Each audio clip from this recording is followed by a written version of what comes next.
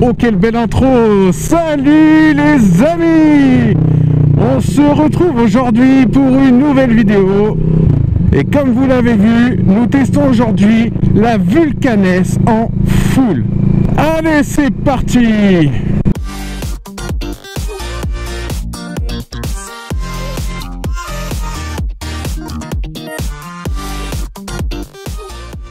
Alors, un très grand merci à mon Chanou. Cette moto, vous la connaissez si vous suivez mes vidéos, à savoir une Kawasaki Vulcan S en full. Donc, on est sur 61 chevaux, 63 Nm de couple. Un petit bicylindre issu de la ER6, légèrement modifié pour rentrer dans les normes. Et cette Vulcan existe depuis 2015.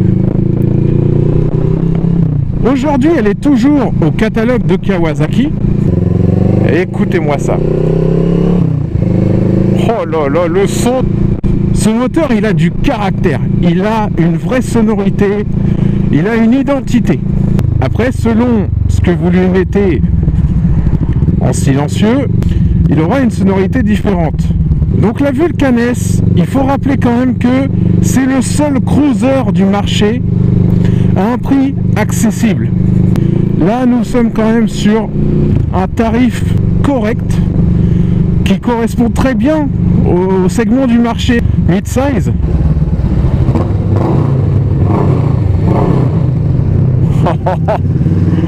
C'est démentiel. C'est une moto qui ne nous pousse pas à aller vite. On est dans une position qui est assez confortable. Par contre, clairement, on a du caractère là-dessous. On va faire une petite accel.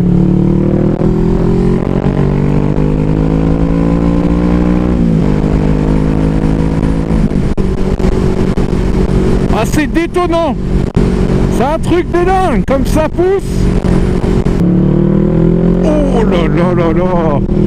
Oh, pour s'extraire des ronds-points, c'est génial. Dans la décélération, je retrouve un petit truc que j'ai avec la mienne, un frein moteur qui est très présent. On va s'arrêter dans mon petit coin et on va voir la présentation de cette Vulcan en full. Poste de pilotage, poignée assez rapprochée, compteur au loin, une vue sur la route maximale. D'origine, pas de bulle, juste le petit plastique là pour cacher les câbles. Alors au niveau des rétros, assez standard. Un carré, ça fait bien le taf quand c'est bien réglé. En ayant un guidon large, en fait on voit bien, en fait ça arrive, comme vous pouvez le voir. On voit pas nos coudes, on voit plus haut.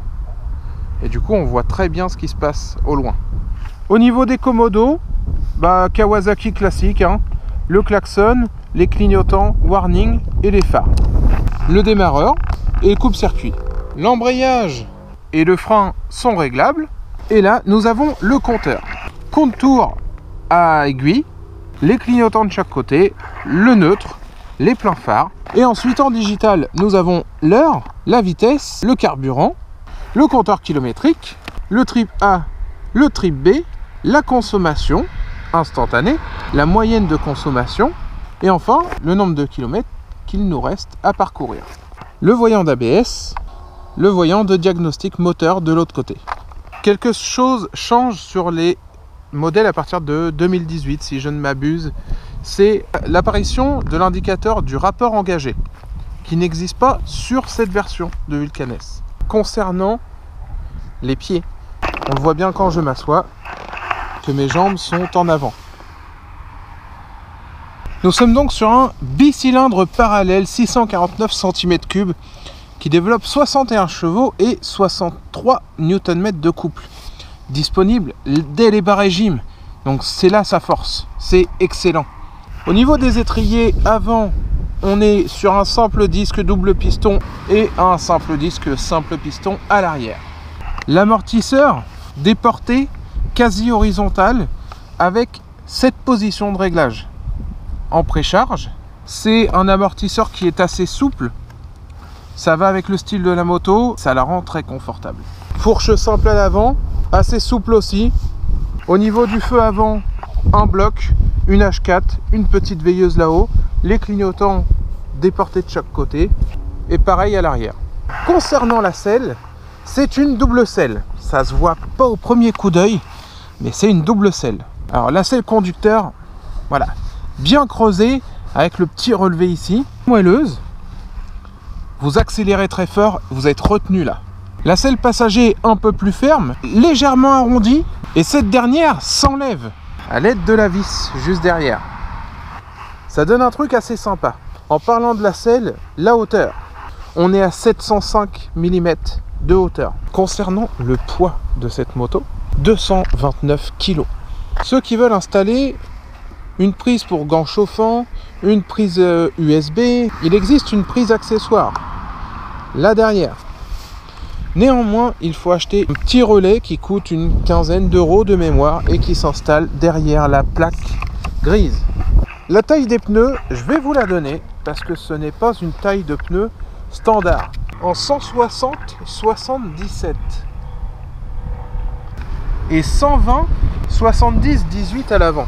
Dans le test de la Vulcan en A2, j'avais trouvé le son assez sympa, mais je vous avais parlé de mettre une ligne qui donne vraiment une sonorité particulière.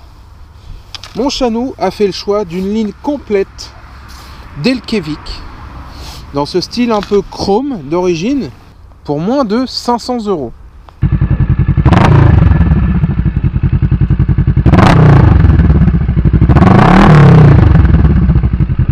Je vais vous parler du réservoir. Contenance du réservoir 14 litres. 14 litres, on fait 230 km. Cette machine, nous avons une boîte de vitesse qui est assez souple. Au niveau des freins, fait clairement le taf. Vérifier qu'il n'y ait personne. Voilà, on est arrêté. Et l'ABS n'est pas intrusif. Nous arrivons tout de suite à la côte. Et quand vous n'avez pas de moteur, vous en chiez, clairement. Et on l'attaque tout de suite. Voilà, par un virage. Et là, je suis à 20.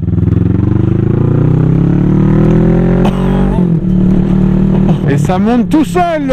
Nous allons faire le deuxième test de cette moto. On se cale à 50. Et on grimpe.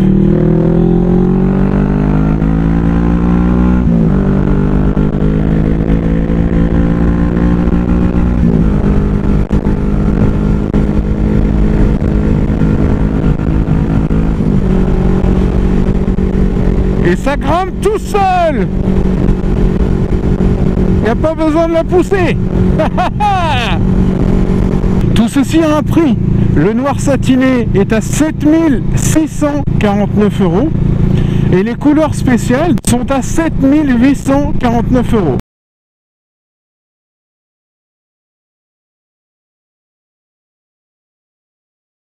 C'est quand même le seul cruiser à être à un tarif qui reste abordable à moins de 10 000 €.